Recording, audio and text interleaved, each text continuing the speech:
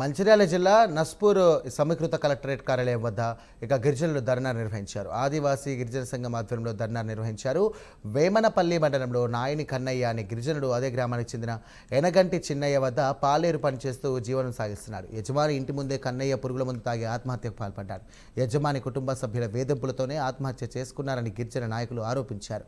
వెంటనే వారిపై కేసు నమోదు చేసి చర్యలు తీసుకోవాలని డిమాండ్ చేశారు. మృతుడి కుటుంబానికి 50 లక్షల రూపాయల నష్టపరిహారం చెల్లించి విధంగా చర్యలు చేపట్టాలని అధికారులను కోరారు.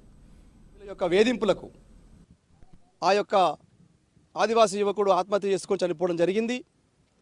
గత కొంతకాలంగా అదే యజమాని దగ్గర పాలేరుగా ఉన్నటువంటి నాయని కన్నయ్య 7 నెలలుగా ఆయన జీతం ఇవ్వకుండా 70,000 రూపాయలు ఆపి అతన్ని కట్టుబానిసగా పనిచేసుకుంటున్నటువంటి సందర్భం. దాని గురించి ప్రశ్నించాడు. ఆ తర్వాత అతని యొక్క భూమిని కూడా లావణ్య పట్టాను కూడా అక్రమంగా అదే శివారులో అక్కడ ఎనగంటి చిన్నన్న కుమారుడు హరీష్ రెడ్డి పైన ఆ భూమి కూడా అక్రమంగా పట్టా చేసుకోవడం జరిగింది. ఈ సందర్భంగా ఈ యువకుడు అనేక సార్లు ఈ ఆదివాసీ యువకుడు ప్రశ్నిస్తూ ఉన్నాడు, మాట్లాడుతూ ఉన్నాడు. అయినా వాళ్ళు వేధింపులకు గురి చేస్తూ భూమిని కూడా కబ్జా చేసి చివరికి తన సొంత భూమిలో ఆ క్యూసవార్గ మందు కొడుతున్నటువంటి సందర్భంలో ఆ పంపు చిన్న రిపేర్ వచ్చింది.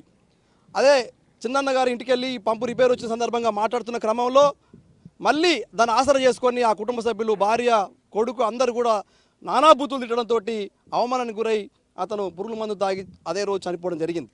ఈరోజు ఆదివాసీ గిరిజన సంఘం